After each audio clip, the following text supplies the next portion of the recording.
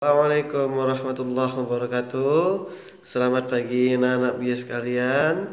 Tentunya anak-anak Buya insya Allah selalu dalam keadaan sehat dan bersyukur kepada Allah Subhanahu wa taala. Hari ini kita lanjutkan kembali pembelajaran fisika kita, yaitu cahaya dan alat optik part 2. Mari simak video Buya berikut ini. Sifat bayangan cermin datar yaitu maya tegak sama besar dan jarak benda sama dengan jarak bayangan. Contohnya pada cermin. Untuk menentukan sifat bayangan dapat berpedoman bahwa ruang benda ditambah ruang bayangan sama dengan 5. Jika benda terletak di ruang 1, maka bayangan bersifat maya diperbesar tegak dan bayangan terletak di ruang 4. Jika benda terletak di ruang 2, maka bayangan bersifat nyata diperbesar terbalik dan bayangan terletak di ruang 3.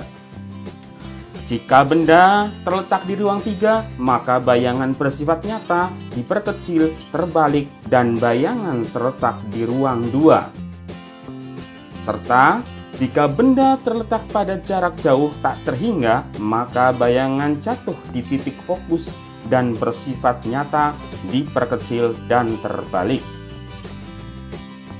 Berikut ini adalah contoh soal penerapannya.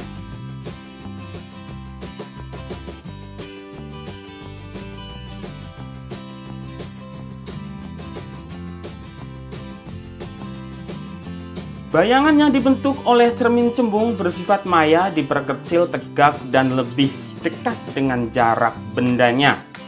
Dapat dihitung dengan rumus 1/F sama dengan 1/S1 plus 1/S0. Sedangkan perbesarannya dapat dihitung M sama dengan S1/S0 atau H1/H0. Berikut ini adalah contoh soal penerapan rumus tadi.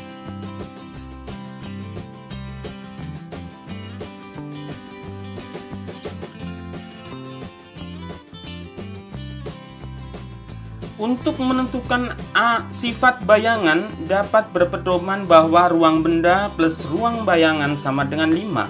Jika benda terletak di ruang 1, maka bayangan bersifat maya diperbesar tegak dan bayangan ada di ruang 4. Jika benda terletak di ruang 2, maka bayangan bersifat nyata diperbesar terbalik dan bayangan ada di ruang 3. Jika benda terletak di ruang 3, maka bayangan bersifat nyata diperkecil terbalik dan bayangan ada di ruang 2. Jika benda terletak jarak jauh tak terhingga, maka bayangan bersifat nyata diperkecil dan terbalik.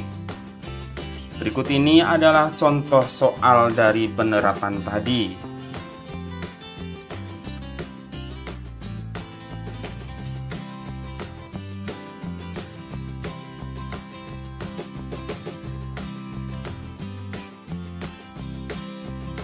Pada lensa cekung, bayangan yang dibentuk oleh lensa cekung bersifat maya tegak dan diperkecil dan dapat dihitung dengan rumus 1/F sama dengan 1/S1 plus 1/S0 dan perbesaran dapat dihitung dengan rumus M sama dengan S1/S0 atau H1/H0.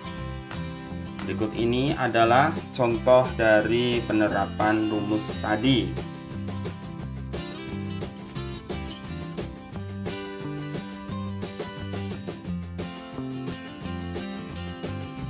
Daya lensa adalah kemampuan lensa untuk mengumpulkan atau menyebarkan cahaya yang dapat dihitung dengan rumus P sama dengan 1/F. Bagian mata manusia meliputi 1.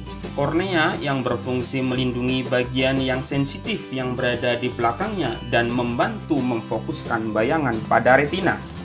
Yang kedua, iris berfungsi mengatur sejumlah cahaya yang masuk ke mata. Yang ketiga, lensa mata yang berfungsi mengatur fokus cahaya sehingga cahaya jatuh tepat pada bintik kuning retina. Dan yang keempat, retina berfungsi membentuk bayangan benda yang kemudian dikirim oleh saraf mata ke otak.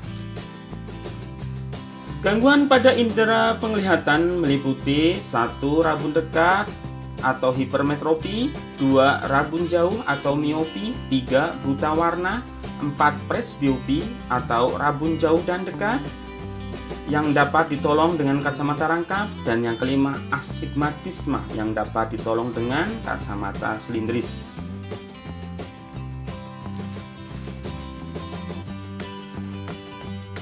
Orang yang menderita rabun dekat tidak dapat melihat benda jarak dekat dengan jelas.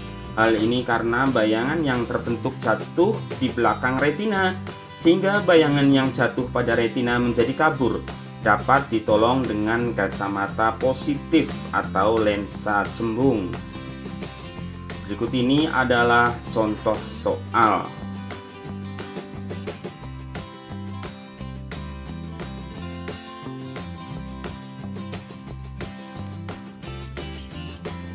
Penderita rabun jauh tidak dapat melihat benda jauh dengan jelas. Hal ini karena bayangan yang terbentuk jauh di depan retina. Penderita rabun jauh dapat ditolong dengan kacamata negatif atau lensa cekung. Berikut ini adalah contoh soal untuk menghitung kekuatan kacamata orang yang menderita rabun jauh. Alat optik dalam kehidupan sehari-hari meliputi kamera, lup, mikroskop, dan teleskop. Sekian saja penjelasan dari Buya. Semoga bermanfaat. Buya Khairi. Assalamualaikum warahmatullahi wabarakatuh.